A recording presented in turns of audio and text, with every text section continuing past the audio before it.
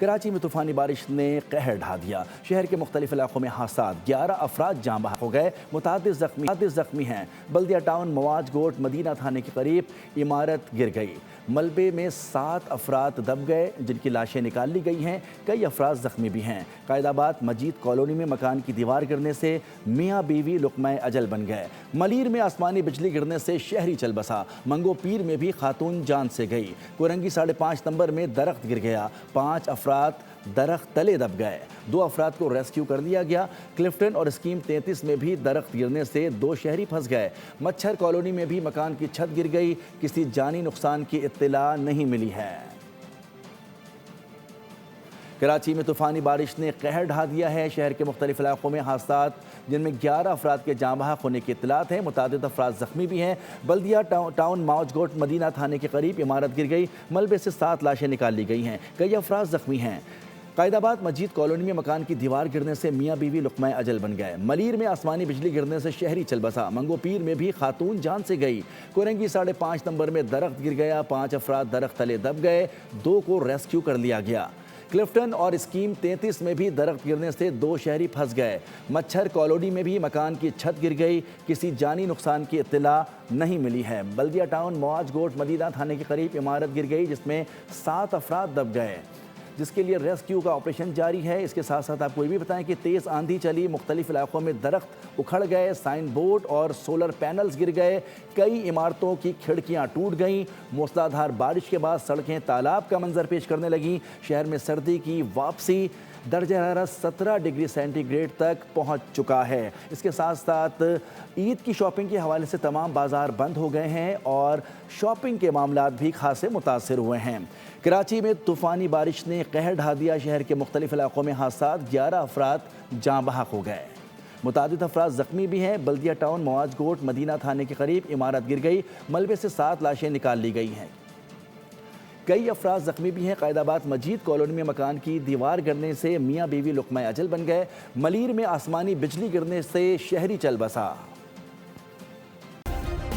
Subscribe کریں اور بیل دبائیں تاکہ کوئی خبر رہ نہ جائے۔ کراچی میں طوفانی بارش نے تباہی مچا دی ہے، تیز آندھی چلی، مختلف علاقوں میں درخت اکھڑ گئے ہیں، سائن بورڈ اور سولر پینلز گر گئے ہیں، کئی عمارتوں کی کھڑکیاں ٹوٹ گئی ہیں۔ موسلا دھار بارش کے بعد سڑکیں تالاب کا منظر پیش کر رہی ہیں۔ شہر میں سردی کی واپسی ہو گئی ہے۔ کراچی شہر میں 17 ڈگری سینٹی گریڈ ریکارڈ کیا گیا ہے۔ کراچی میں طوفان، باد و باران، آندھی اور گرج چمک کے ساتھ برسات، نظام زندگی درہم برہم ہو گیا۔ شہر قائد میں 90 سے 97 کلومیٹر فی گھنٹہ کی رفتار سے ہواؤں کے جھکڑ چلے، مختلف علاقوں میں درخت اکھڑ گئے، سائن بورڈز اور سولر پینلز گر گئے۔ کراچی، سرجانی، ناظم آباد، ایف بی ایریا میں موسلا دھار بارش، صدر، شارع فیصل، آئی چندری گڑھ روڈ پر بھی جم کر بادل برسے۔ اورنگی، بلدیہ، لیاقت آباد، حسن اسکوائر، گلشن اقبال، گلستانی جوہر میں بھی دھواں دھار بارش، جل تھل ایک ہو گیا۔ کورنگی، ملیر، ڈیفنس، کلفٹن، پی سی ایچ ایس، بہادر آباد میں بھی کھل کر ابر کرم برسا، سڑکوں پر پانی جمع ہو گیا، ٹریفک کا نظام بری طرح متاثر، شہریوں کو شدید مشکلات کا سامنا رہا۔ محکمہ موسمیات نے بارش کا سلسلہ 21 مارچ تک وقفے سے جاری رہنے کی پیش گوئی کر دی۔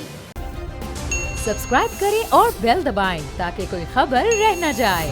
کراچی میں موسلادھار بارش کے بعد نظام زندگی مفلوج، عید بازار بند ہو گئے ہیں، کاروباری سرگرمیاں متاثر ہیں، سڑکیں تالاب بن گئی ہیں، شہریوں کو شدید مشکلات کا سامنا ہے۔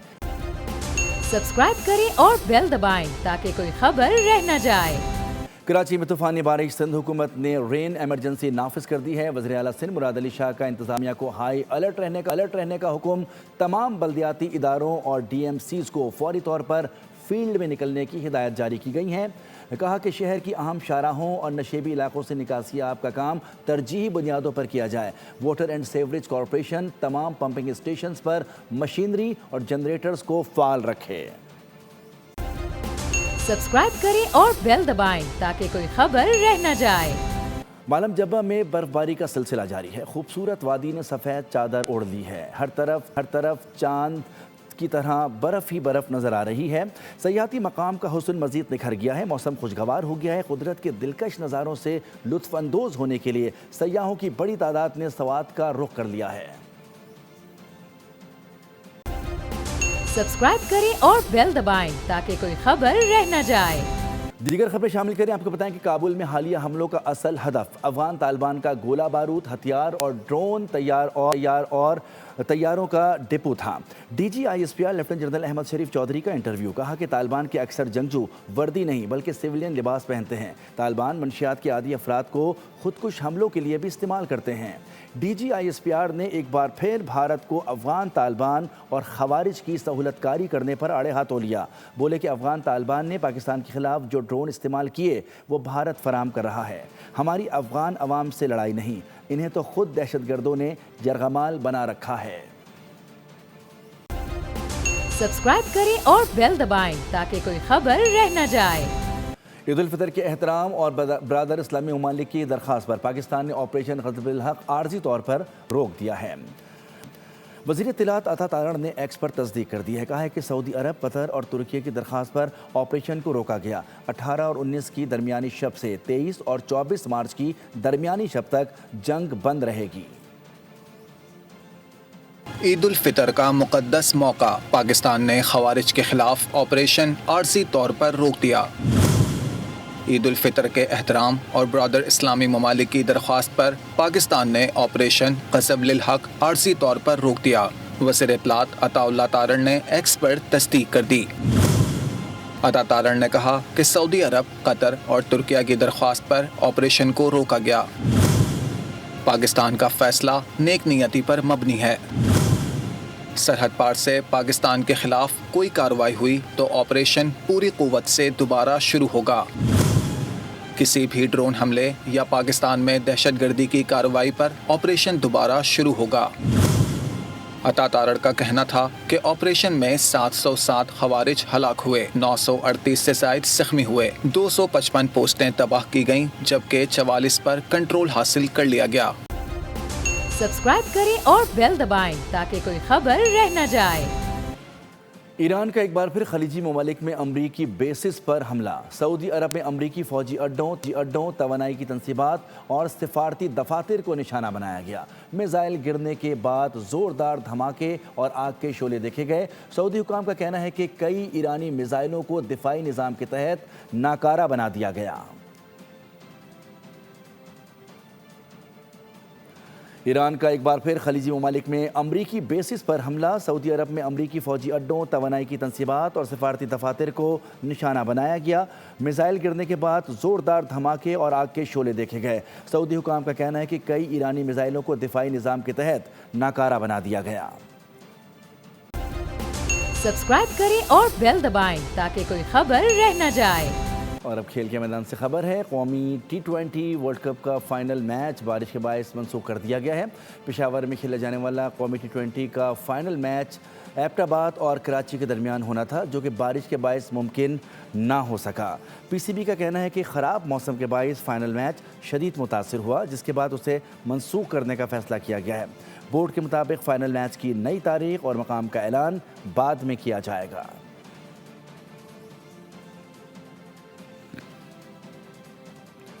انٹرنیشنل کرکٹ کونسل نے تازہ ترین رینکنگ جاری کر دی ہے. آئی سی سی کی ون ڈے رینکنگ میں پاکستانی کرکٹر سلمان علی آغا پہلے ٹاپ 10 پوزیشنز میں شامل ہو گئے ہیں. ون ڈے بیٹرز میں نیوزی لینڈ کے ڈیرل میچل کی پہلی پوزیشن برقرار ہے. قومی ٹیم کے star better Babar Azam 6 number پر موجود ہیں. بولرز رینکنگ میں افغانستان کے راشد خان کا بدستور پہلا نمبر ہے. اس کے علاوہ فخر زمان 4 درجے تنزلی کے بعد 31ویں نمبر پر موجود ہیں.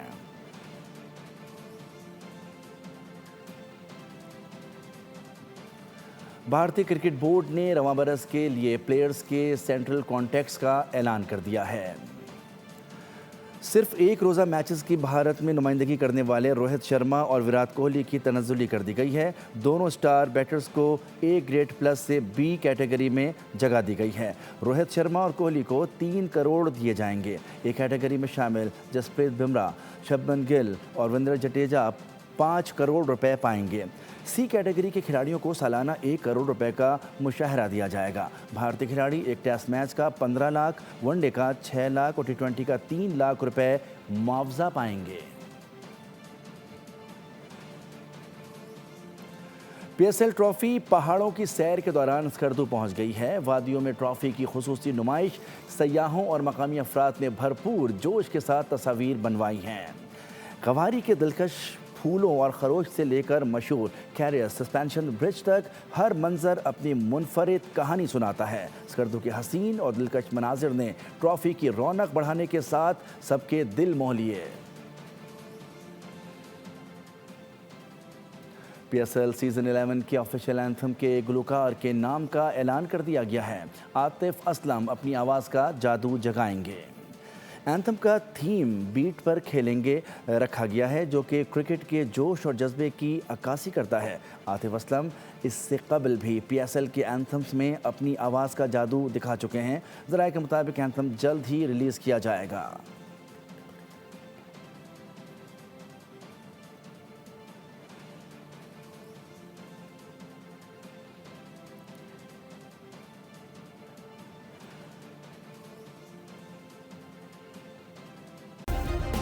سبسکرائب کریں اور بیل دبائیں تاکہ کوئی خبر رہ نہ جائے۔